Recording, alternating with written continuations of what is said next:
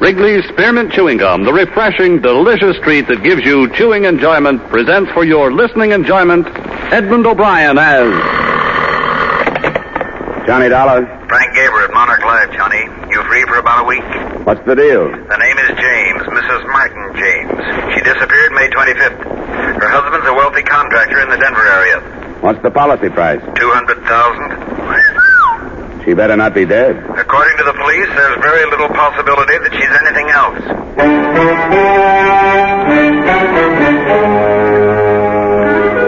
The makers of Wrigley's Spearmint Chewing Gum bring you Edmond O'Brien in another adventure of the man with the action-packed expense account. America's fabulous freelance insurance investigator. Yours truly, Johnny Dollar.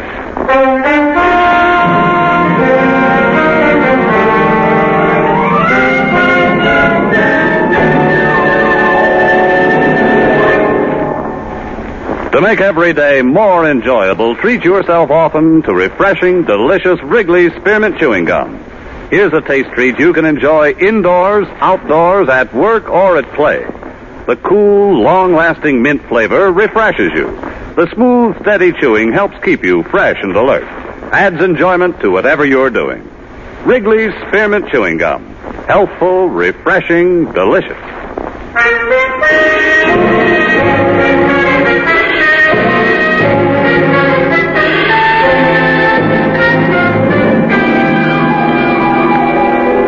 Expense account submitted by Special Investigator Johnny Dollar to the Monarch Life Insurance Company, Home Office, Hartford, Connecticut. Attention, Mr. Frank Gaber. The following is an accounting of my expenditures during investigation of the Barbara James matter.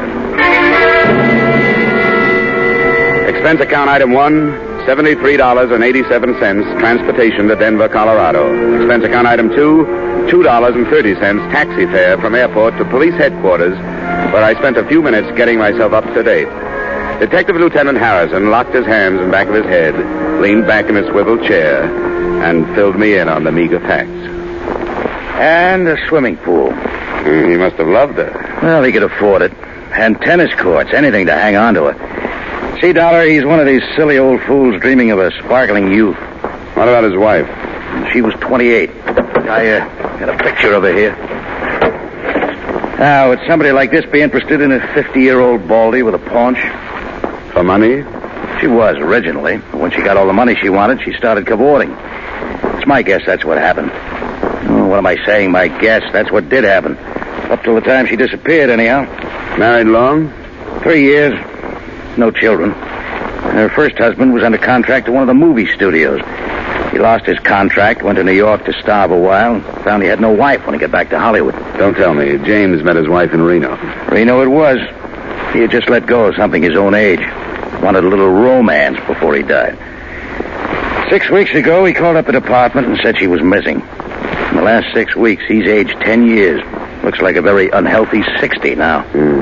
Nothing from the travel bureaus, out-of-town hotels? Nothing from railroad stations, bus depots, airports, auto rental services, other police stations in the U.S. and Canada, etc., etc., etc. So? After 6 weeks, murder.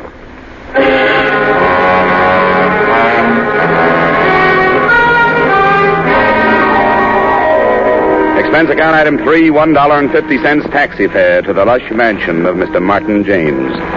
On the way over, partly for pleasure, partly for business, I studied the glamour photo of the missing girl. She was standing beside a swimming pool in a bathing suit, smiling at whoever was taking the picture. She was quite a girl.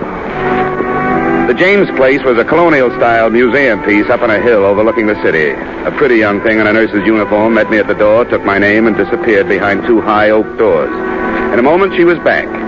She ushered me into Mr. Martin James. Mr. James looked very old. His legs were wrapped in a patch quilt. One hand clutched the collar of his bathrobe about his throat.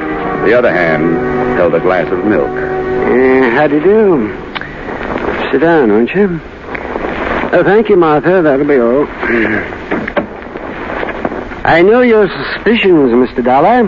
And my answer is no.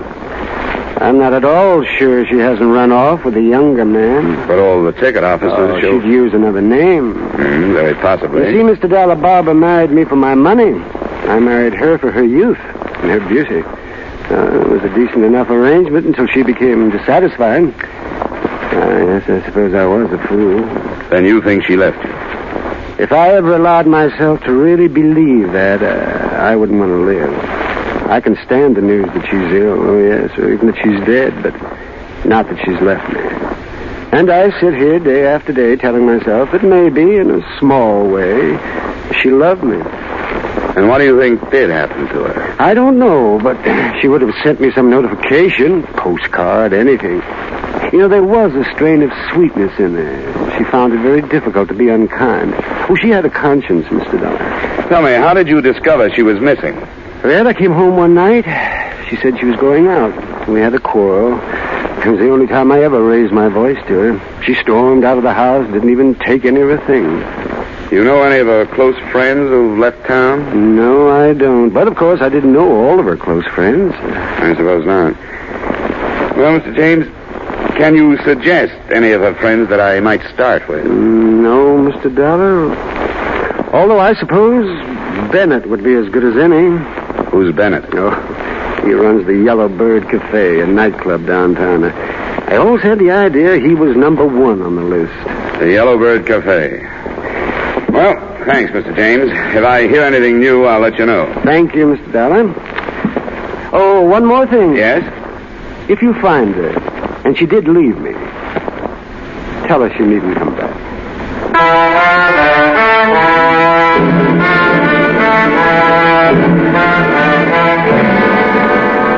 Expense account item 3, 90 cents taxi fare to the Yellow Bird Cafe, a blue-lighted night spot. In a minute or two, I was seated opposite a slick-haired leading man in a dinner jacket. From the size of the bills on his desk, I'd say his wallet was pretty well dressed, too. Don't look at them too long. They'll burn your eyes out. Must be awful to have to rake all that off the lawn every morning. Oh, I just wanted to impress you. That's a whole week's take. Denver isn't what I call a good club town. My place in Frisco does much better. The only town worse than Denver for club trade is Cleveland. Cleveland pulls in the gutters at 6 p.m. Well, I'll keep that in mind if I ever get the urge to open up a clip joint. I'm here about Barbara James. It's funny how that name keeps cropping up. I suppose it'll keep cropping up until somebody finds her. You have any ideas? Sure, lots of ideas. She could have crossed against the light, fallen into the Great Divide, thumbed her way to Hungary. You're a comedian. Oh, now look, Dollar. I'll tell you what I told the lieutenant. I don't know anything about it, and if you insurance rubes had any brains, you'd check with the cops first before making fools out of yourself. You saw quite a bit of her. Saw, that's right, saw. That was a long time ago. Listen, guy, I got a book in my pocket with names of girls to make Barbara James look silly. Now, why should I take away an old man's child bride? That's not the way I heard it. All right, for laughs, sure, I used to take her out. She was lonely. She used to come in here and sit alone at a table. I had nothing else to do. We'd dance. I'd buy her a few drinks.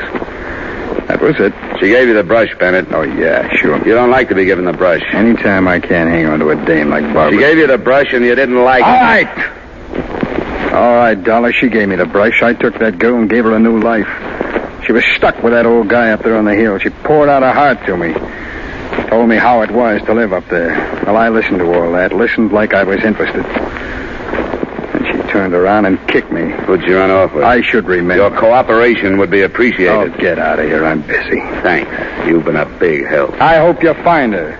Dead.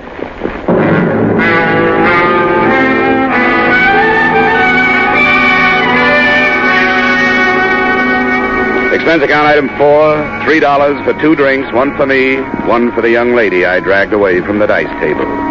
2 drinks later, I was a lot better informed. You know, if he catches me talking to you, I'll probably be fired. If he catches you, you'll deserve it. I bet they were quite a team, this Bennett and Barbara. Oh, she gave him the brush. That's what everyone said.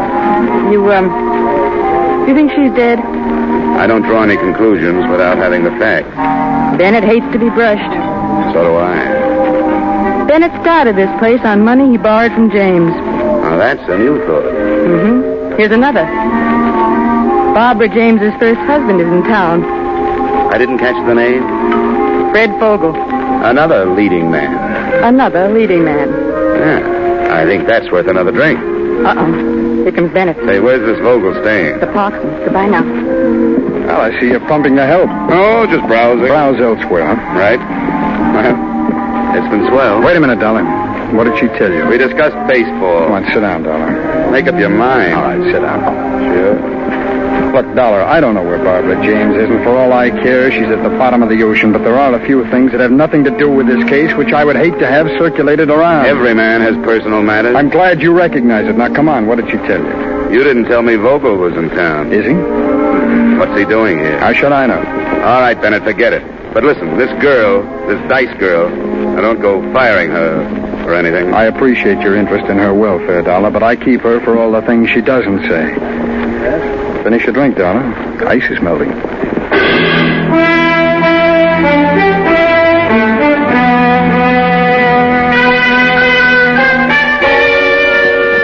I walked to the Parkson and asked the desk clerk for Mr. Fred Vogel. He was out. I waited an hour. At 3 a.m., he came in, slightly tipsy. He got his key and went upstairs. I followed in the elevator. When I got out on his floor, he tossed me a curious glance, but that was all. When he'd closed his door and I was on his side of it, he was even more puzzled. You got the wrong room. Oh, yes, you have. You got the wrong room. Now, do you mind... Are you Fred Vogel? Yes, how did you know? You were married to Barbara James? That's right. Well, come on, sit down. Let's have a talk. Now, look, I like to talk, but it's 1 o'clock. 3 o'clock. Well, you see, it's even later then. How about tomorrow? No, I like to work at night. I'm with an insurance company. We're trying to locate your ex-wife. I haven't seen her in 3 years. No, 4 years. No, 3.5 years. And what are you doing in town? Just passing through from New York to Hollywood. I took the northern route. Beautiful. I shunted off this way to see Barbara again. I thought I'd pay my respects to her new husband. Sounds too casual. You know, I'm glad you dropped in. I was out all night sitting in some crummy bar and there was nobody to talk to. Do you like a drink? No, thanks anyhow. Well, you don't mind if I have one? No, go right ahead. You know, when she left me, Mr. Oh, what's this here? Anyhow, when she left me, I was destitute. Shook my confidence in myself. I always knew she was too good for me, but I never knew how much too good for me she was until she left me. Shouldn't have gone to New York. Why did you? Make money. Sure, make money. Why else would anybody be fool enough to go to New York? When I came back, she was gone.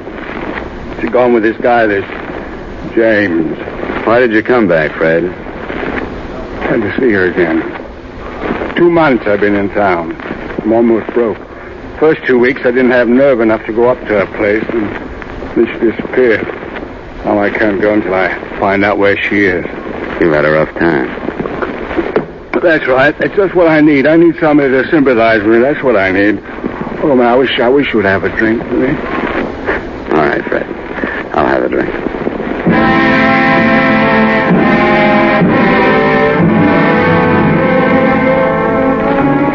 I went home at 5 and slept till 11. The only reason I woke up then was because somebody was ringing a telephone in my ears.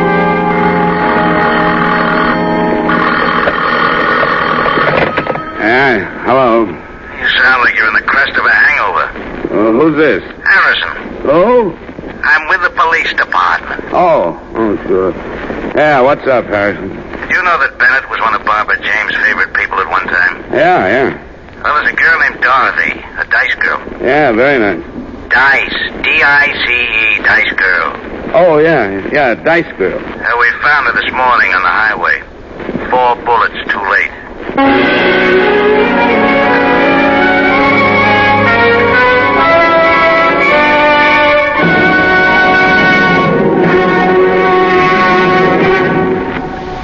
To make every day more enjoyable, treat yourself often to refreshing, delicious Wrigley's Spearmint Chewing Gum.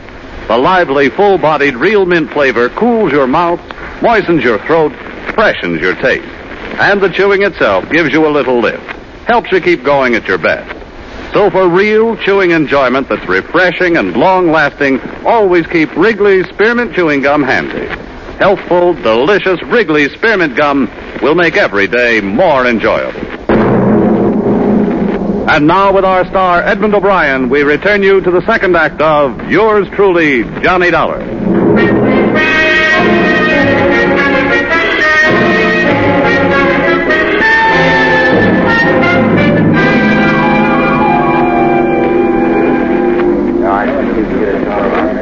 Well, it sure doesn't look like the apartment of a 26 girl. Now, this isn't installment furniture either, Lieutenant. Let's nose around in that closet.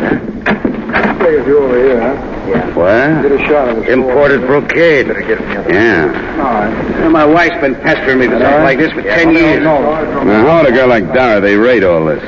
For being lovely? Or for being quiet? Possible. It's usually the former. Yeah, that's true. Wait a second. What are you doing? Looking at this label. Martin Rifling, Denver. Now lead me to the classified. Yeah, it's a very cute doll. I wish I'd have thought of that. Here's the yellow book. Thanks. Now, let's see. Dresses. Here we are. Now, Rifling. Right here. Martin Rifling, early 5687. There you are, Lieutenant. Make the call in the name of the law. Yeah. 5, 6, 8, 7. I hope they still have the records. On the other hand, a customer like this, hello, say this is Lieutenant Harrison, Police Department. Have you got the records on a Miss Dorothy Weller? No, all right, sure. What's the deal? Says I have to talk to the manager. Hello, say this is Lieutenant Harrison, Police Department. I'd like some information regarding a Miss Dorothy Weller. Yes, Weller. She had quite a substantial account with you, didn't she? 3,000. Wow. Look, who paid the bills? What? She did? Well, did she ever come in with anybody? I see. Yes, I see. All right, thank you. Nothing. She paid everything herself. The bankroll wants to keep itself a secret. Well, let's check on some of this other stuff. Probably the same deal, Lieutenant. She was getting plenty from somewhere, and the gift was strictly anonymous. Got the ideas? Same one you got. Well, I'm going to mess around here for a while. You go on over to Bennett's and check. I'll let you know if we're right, Lieutenant. And look, why don't you take some of that imported brocade back to your wife? Huh? Don't be silly. Then I'd have to take her someplace expensive to show it off.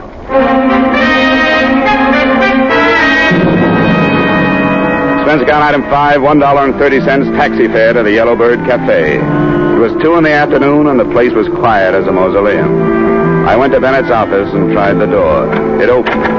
Bennett was in his chair, bent over the safe. As I closed the door, he bounced up. Dollar. What do you want? A little information. We came across some bills at a dress shop. Yeah? Yeah, $3,000. Guess whose name was on them. I don't even know what you're talking It was about. Dorothy Weller, that's who I'm talking about. $3,000. Well, she must have come into some money. And now she's dead, and you were the rich uncle. I wouldn't spread those kind of rumors, Dollar. You killed her, Bennett. You killed her because she was bleeding you to death. Prove it. I can, by your bank account. She was your favorite charity. Get out of here. How did it tie in with Barbara James, Bennett? Get out, I said. You don't really want me to get out of here. If I did, I'd go right to the police, and you'd be arrested on suspicion of murder. Now, come on. I want the details. All right, Dollar. Barbara James never gave me the brush. And how did Dorothy Weller fit in? I sent her with a message to Barbara the night that we were going away. I sent her up there to tell her where to meet me. The night Barbara was killed? That's right, the night she was killed. What happened up there? I don't know. Come on, Bennett. I tell you, I don't know. She wouldn't tell me. You paid her enough. Well, not to give me information, to keep things to herself. If anybody ever found out that Barbara and I were going to run away together... So I spread the tale that she'd given me the brush months before. You could be lying, Bennett. Could be, but I'm not. If you're not, it smells of double blackmail. What do you mean? Come on, you're not that stupid. Obviously, Dorothy was playing both ends against the murder. You were supplying cash to keep your name out of the Barbara James guest book. And somebody else was paying her to keep quiet about what happened that night. Who would that be? James? You hit it right on the head, Bennett.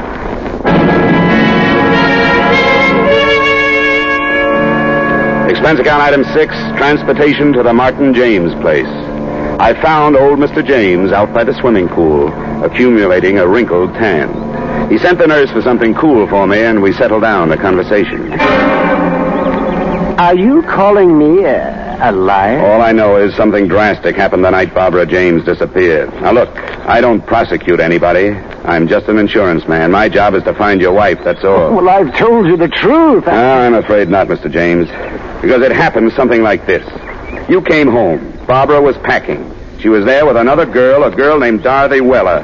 She told you she was running away with Bennett. You had a quarrel. Oh, it's the most You've been ridiculous paying Dorothy Weller plenty to keep that quarrel to herself. Why, that's sheer invention. Investigation, Mr. James. Now, exactly what happened? Oh, everything happened exactly as I told it to you. Bennett tells a different story. Then it'll have to be Bennett's word against mine. It'll be more than that, Mr. James. Dorothy Weller is dead. Huh? Yes.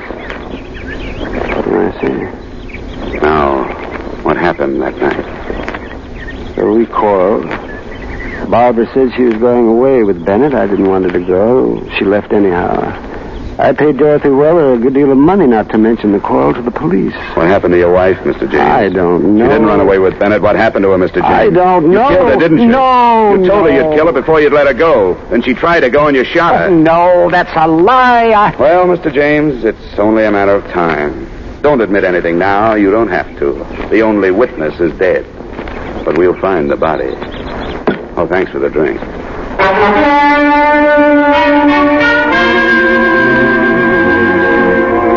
3 weeks passed. Barbara James was still missing. We were stymied, no place to go. We searched every inch of the grounds on the James estate. We found nothing. The garbage disposal, nothing. The incinerator, nothing. Yet neither of us doubted that James had killed his wife. Sometimes he'd follow us around, his hands behind his back, a little smile on his face. I got to hate James. It was like losing at canasta night after night to the same guy. One day I was standing in the patio looking down into the blue water of the pool when somebody tapped me on the shoulder. Mind if we clean it? Huh? The pool. Well, you better ask Mr. James. Oh, I thought you was going to use it or something. No. Well, we service the pool every 2 weeks. Unless somebody's using it, we go right to work, you know. Well, go right to work then. Yeah, sure thing. We built this pool, you know. Oh, really? Yeah, I've been building pools in and around Denver for 25 years. My father was in business before that. This here's a beautiful job we did. We take real pride in this here pool. Yeah, it's a nice pool, all right. Oh, we got some beauties all around, but this here's our pride and joy. Solid gunite all the way through. Steel reinforcements, loot waller, pump and motor. Best equipment you can buy. This thing set old Mr. James back a plenty, but you get what you pay for. Nobody builds a better pool than us for the money. Oh, is that so? Oh, sure. And we take our time. We routine the work so you get the pool as soon as possible, but that gunite, you know, it has to set at least 28 days. Then the plaster. I wouldn't fill it until all that had a chance to settle. But Mr. James got awful impatient. Wanted the pool filled 10 days after we gunnited. I told him, I said, Mr. James, you don't build a pool like this every day. He said, I know that. And I said, Mr. James, you want this pool right, and I'm going to make it right for you. A few more weeks ain't worth getting impatient about. Ah, impatient, was he? Oh, my, you should have heard him. But we stood our ground, you know. Oh, goodness, I wouldn't ruin a $10,000 pool for the sake of 2 weeks. Say, what's gunite? Well, I'll tell you. Gunite's a fine cement. We blow it out of a gun at 60 pounds pressure. See, poured cement ain't as good for a pool. But when you blow the cement into that steel reinforcement we lay down, that really gets in there and sticks. Practically all swimming pools are made of gunite now. When did you start the pool, Mr. Dolph. Daniel T. Dolph. Oh, we started about, May 23rd. We excavated then. Then we laid the steel the 26th. Then we... So the night of the 25th of May, there was nothing but a hole here. Oh, no, nothing but a big hole. We got the gardener to water down so he wouldn't cave in. Mr. Dolph, I'd like you to do something for me. Oh, sure thing. Drain the pool, will you? Drain it? Uh-huh. Oh, you don't have to aerodrain a Daniel T. Dolph pool. You see, the filter system and the automatic skimmer, they take care of all of that. I want you to drain it and get some air drills in here and then tear out the bottom. What? Tear out the bottom? You crazy? Tear out this pool? Well, you'll be paid for it and I'll get the authorization. This beautiful pool? After we did a job like this, what for? What for? Maybe for nothing, Mr. Dolph.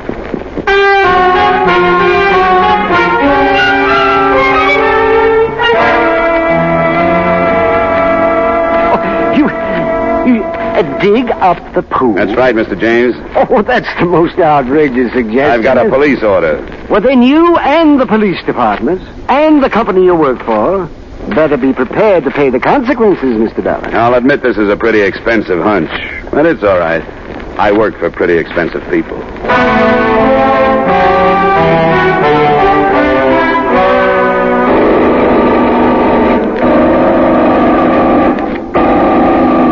Hope you know what you're doing, Dollar. What? I said I hope you know what you're doing. It's only a hunch, Lieutenant. May 25th, the girl disappeared. Now, May 25th, there was nothing but a big hole here. James knew that the next day they'd put the steel reinforcement in and then gunite over it. What better place for a body? Oh, here comes James now. What? I said James is coming. Oh. hello, darling. How are things progressing? Pretty well, Mr. James. Yeah, I hope you're having a good time. Just like a small boy watching them tear up the street. Only this time it's going to cost you your job. Yes, and your company. A lot of money. The order comes from the police department, Mr. James. You have to bring that up. Don't you think this is all just a little bit childish, darling? Depends on what we find. If we don't find your wife, it's childish. If we do, it's logic. But rest easy, Mr. James. It won't be long now. Dollar. Yeah, Dolph? I just hit a loose section. Oh, wait a minute. I'm coming down. Come on, Lieutenant. Right behind you. There, right here, Dollar. You see, it shouldn't be this loose. Yeah, give me that shovel.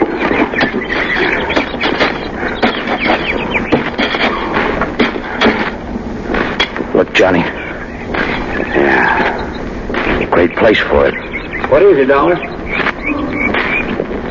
Dollar, what is it? It's a grave, Dolph. What? We better get after James. Hey, he's gone. Let's get up there. There he goes, Lieutenant. Hey, he's up on the porch. Come on, let's go. Stop! As you see, I have a gun. You don't want to add 2 more to your score, James. And why not? Dorothy and Barbara, and now you. Not this time. No, you don't. Let it go, James. No, you're... Oh, nice work, Dollar. You all right? Just fine. But Mr. James isn't going to need a new swimming pool.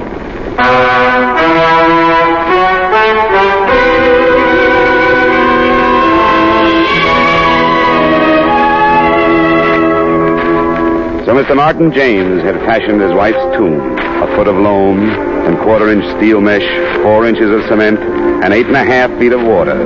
A good tomb made to last a lifetime. But unfortunately, it wasn't quite deep enough. Expense account item 9, same as item 1, $73.87, transportation, Denver, Colorado to Hartford. Expense account total, $344.59. Yours truly, Johnny Dollar.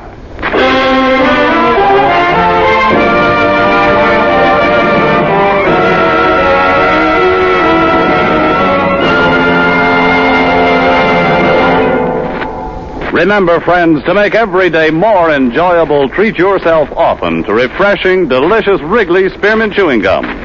There's lots of cooling, real mint flavor in every stick. And chewing Wrigley Spearmint helps keep you feeling fresh and alert. You feel better, work better, get more fun out of doing things. So indoors, outdoors, wherever you go, keep some healthful, refreshing Wrigley Spearmint Chewing Gum handy. To make every day more enjoyable, treat yourself often to delicious Wrigley's Spearmint Chewing Gum.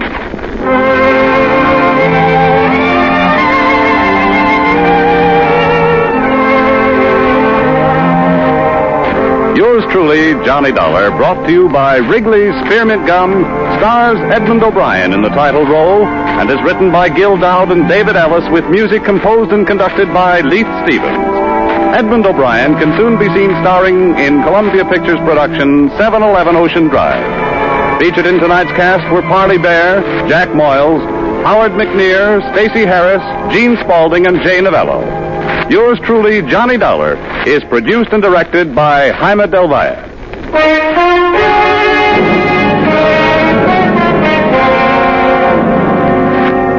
The makers of Wrigley's Spearmint Chewing Gum hope you've enjoyed tonight's story of Johnny Dollar and that you're enjoying delicious Wrigley's Spearmint Chewing Gum every day.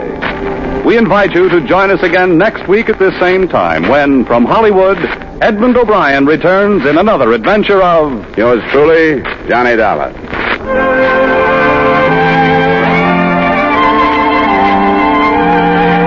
Bob Stevenson speaking.